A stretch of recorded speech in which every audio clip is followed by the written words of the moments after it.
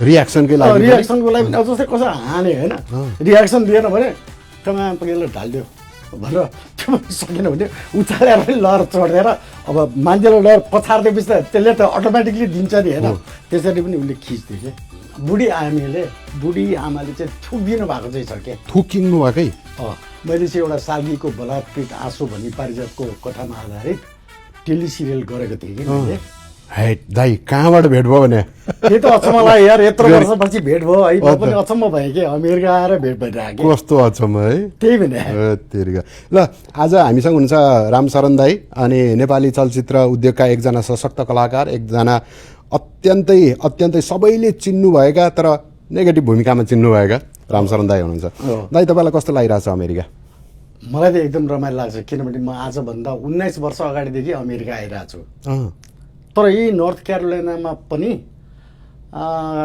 3 वर्षदेखि कन्टिन्यू आइरहेको छु है नेपाली चलचित्र उद्योग चाहिने अहिले अलिकति डिफ्रेन्ट फेजमा गएको हो कि जस्तो देखिन्छ होइन पहिला दाइहरूले चलचित्र खेल्दाखेरिको जस्तो कथा त्यतिखेरको जस्तो एक्सन हुन्छ नि अब तपाईँ र राजेन्द्र खड्गे अब उहाँहरू सँगसँगै एक्सन गर्नुभएको फाइट सिनहरू क्रिएट गर्नुभएको सबै एक्टिभिटीहरू एउटा खालको त्यतिखेरको जनजीवनमा भिजेको जस्तो लाग्थ्यो आजकल चाहिँ अलिकति मोडर्न भएको हो कि जस्तो लाग्छ मलाई दाइलाई कस्तो लाग्छ हो अहिले धेरै फरक छ हेर्नुहोस् त्यो बेलामा जुन बेलामा हामी फिल्ममा आएको थियौँ नि भर्खर हजुर आउँदाखेरि बाटोमा हिँड्न पनि त्यो त फिल्मको गुन्डा है त्यताबाट जानु हुँदैन भनेर मान्छेहरू हिँड्थ्यो तर अहिले त को कलाकार हो को के हो थाहै छैन कि मान्छेलाई मतलबै छैन कि दाइलाई त्यस्तो अनुभव छ जस्तो बाटोमा हिँड्दाखेरि कसैले चाहिँ नि ढुङ्गा हानेको कसैले चाहिँ नि बुट भनेको हप्काएको त्यस्तो छ अनुभव ढुङ्गा हानेको त होइन तर एकजना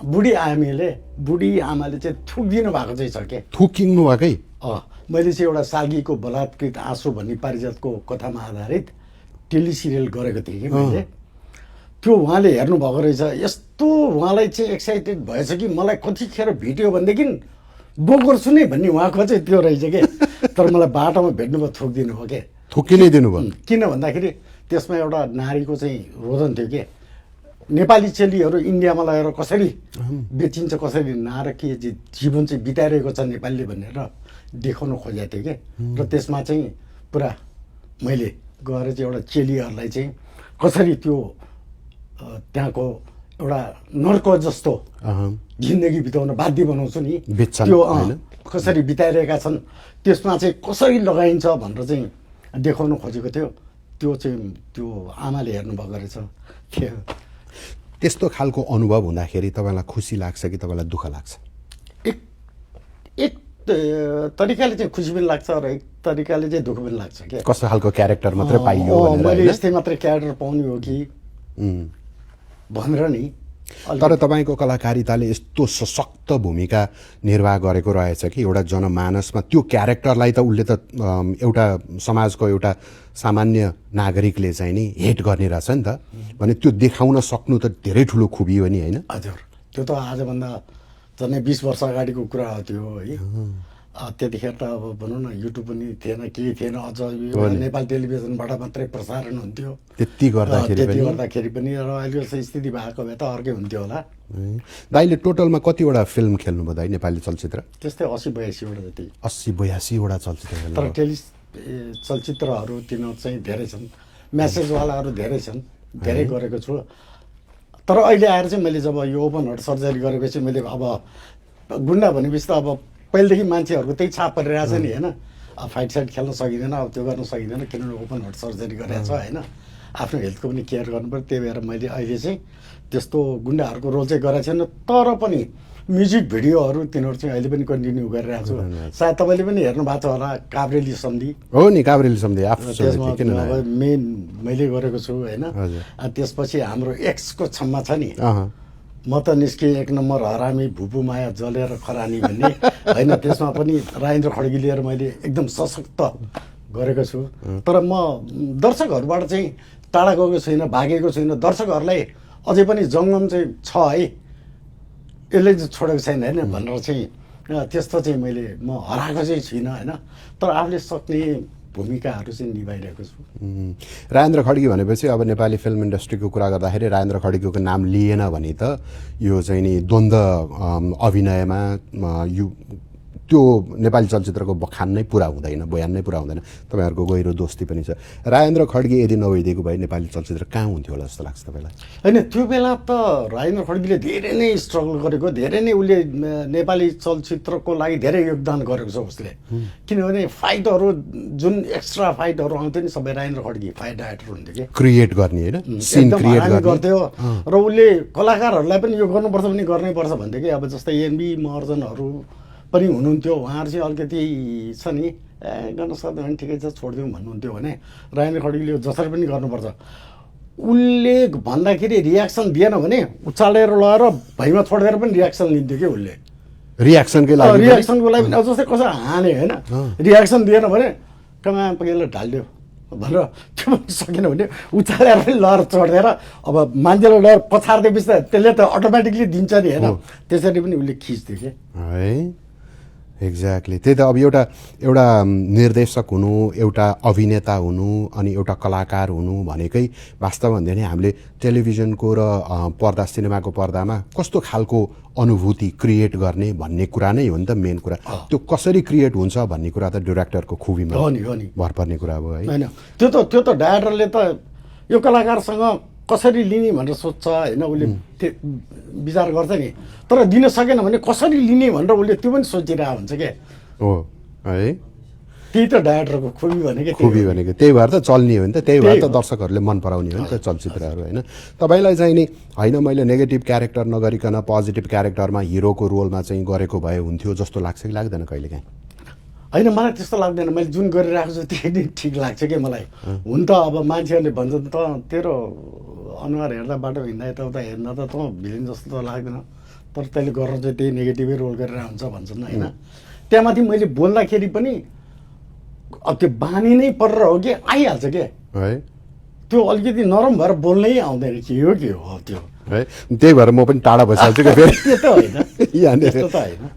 डाइलग मन परेको डाइलग हजुरले बोल्नु भएको चाहिँ नि फिल्ममा बोल्नु भएको एउटा डाइलग जुन चाहिँ ल सुनाउनु भन्दाखेरि छोरालाई पनि छोरीलाई पनि आमालाई पनि बुवालाई पनि मलाई पनि साथीलाई पनि सुनाउन सक्ने एउटा डाइलग कुन चाहिँ सम्झिन चाहन्छु? एउटा त्यो सुनिल थापा दाइ र मेरो पहिलोचोटि जुन गरेको थिएँ र उहाँले मलाई सिकाउनु पनि भएको थियो। म उहाँको सालो भएर खेलेको थिएँ। त्यसमा जहिले पनि गाउँको केटीहरू एउटा आइमाले लगेर मुखियालाई दिन्थे सुनिल थापालाई, अनि जहिले पनि भिनाजु मात्र दिने म चाहिँ नगर्ने। अनि म चाहिँ त्यसकै छोरीलाई लुगा धोइरहेको हुन्थेँ, त्यसलाई गएर समात्छु क्या। अनि त्यसपछि मलाई लगेर जान्छन्। अनि गएपछि मेरो दिदी मरिसकेको हुन्छ। अनि सुनिल थापा दाइले मलाई भन्नुहुन्छ कि हेर साला आज म धेरै खुसी भएको छु बुझिस् भन्नुहुन्छ। अनि मैले भन्छु सुनिल दाइलाई, भिनाजु हजुर त खुसी हुनु भएको छ, म पनि खुसी हुन पाए हुन्थ्यो हजुर। पाउँछस् साला पाउँछस्, तैँले पनि पाउँछस्, तँ पनि खुसी हुन्छस्, चुप लाग। जिरिङ्ग बनाउने है। नेपाली डायलगहरू चाहिँ नि बोल्दाखेरि सुन्दाखेरि सामान्य लागे पनि, सामान्य बोलचालीको भाषामा बोले पनि त्यसलाई अभिनय गर्ने क्रममा चाहिँ नि जस्तो सुनिल थापा हुनुभयो, हजुर हुनुभयो, अरू पनि द्वन्द्व अभिनेताहरू जति हुनुहुन्छ उहाँहरूले चाहिँ यस्तो मजाको एनर्जी दिएर त्यसलाई चाहिँ फुलफिल गर्नुहुन्थ्यो पहिला होइन। अब अहिले चाहिँ नि जस्तो अब नेगेटिभ क्यारेक्टर भनेको चाहिँ नि बडी बिल्डरै हुनुपर्छ, ठोक्नु नै पर्छ, पिट्नु नै पर्छ, गोली हान्नुपर्छ, राइफल चलाउनु पर्छ भन्ने छैन नि त अहिले। किनभने मानिस भनेको चाहिँ नेगेटिभ क्यारेक्टर भनेको फिजिकल्ली नेगेटिभ मात्रै, हिंसात्मक मात्रै हुँदैन नि त, मान्छे त मनबाट पनि हुन्छ नि।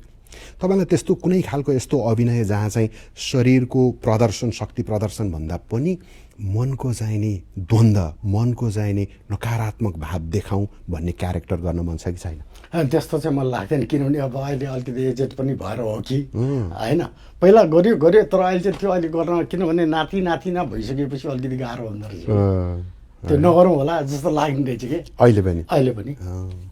अनि तपाईँलाई चाहिँ कुनै फिल्म निर्देशकले अप्रोच गर्यो यो क्यारेक्टर चाहिँ गर्नुपर्छ भनेर भन्यो तपाईँले कहिले कुनै क्यारेक्टरहरू चाहिँ होइन म गर्दिनँ म गर्न सक्दिनँ भनेर तपाईँले लत्याउनु भएको छ कि छैन? छैन, त्यो चाहिँ छैन। म एउटा कलाकार हो नि त।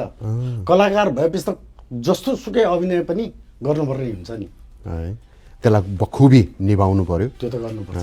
त्यही हो आफ्नो कर्म। त्यतिको लागि त कलाकार हुनुहुन्छ नि, नत्र जसले पनि गरिहाल्थ्यो नि होइन। एक्ज्याक्टली। सन्तुष्ट हुनुहुन्छ? सन्तुष्ट छु। खुसी हुनु? दर्शकहरूले चिन्नु भएको छ है, त्यसले गर्दाखेरि म धेरै खुसी छु यो लाइनमा लागेर। भेरी गुड, थ्याङ्क यू दाइ, thank you so much for your time. धेरै खुसी लाग्यो तपाईँलाई एकदमै खुसी लाग्यो। ल ल अब चाहिँ हामी एभरेस्ट फोनमा छौँ यतिखेर। एभरेस्ट फोनमा भइरहेको यो कन्भर्सेसन, हाम्रो रामशरण दाई र म बिचमा भएको कन्भर्सेसन तपाईँलाई कस्तो लाग्यो कृपया हामीलाई कमेन्ट गरिदिनु होला। म दाइसँग तपाईँको कमेन्ट पुर्याउने कोसिस गर्नेछु। एट द सेम टाइम यदि अमेरिकामा हुनुहुन्छ भने everestphones.com please take a note. everestphones.com तपाईँले रिटेलमा फोन किन्न सक्नुहुन्छ, होलसेलमा यदि किन्न सक्नुहुन्छ। यदि तपाईँ अमेरिकाको कुनै पनि ठाउँमा यस्तै रिटेल फोन पसल राख्ने सोच बनाइरहनु भएको छ अथवा चाहनुहुन्छ भनेदेखि एभरेस्ट फोन्सले होलसेलमा पनि फोनहरू उपलब्ध गराउँछ, तपाईँलाई ट्रेनिङ पनि गराउँछ। फोनहरू कसरी रिपेयर गर्ने, एक्सेसरिज कसरी बेच्ने, फोनहरू नयाँ फोन अनि प्री ओन्ड फोनहरू कसरी बेच्ने भन्ने सबै ट्रेनिङहरू एभरेस्ट फोन्सले दिनेछ। आजको यो कन्भर्सेसन हेरिदिनु भएकोमा तपाईँलाई धेरै धेरै धन्यवाद। नमस्ते। नमस्ते। म सबै नेपालीहरूलाई भन्न चाहन्छु, अमेरिकामा बस्ने नेपालीहरूलाई, एउटा नेपालीले जुन सुरुवात गर्नुभएको छ त्यसको लागि हामी सबै नेपालीले सहयोग गर्नुपर्छ। यदि तपाईँहरू नर्थ क्यारोलाइनामा हुनुहुन्छ भने यहीँ पसलमा आएर चाहिँ फोन किन्नुहोस्, एभरेस्ट फोनलाई सहयोग गर्नुहोस्। हस् त, धन्यवाद।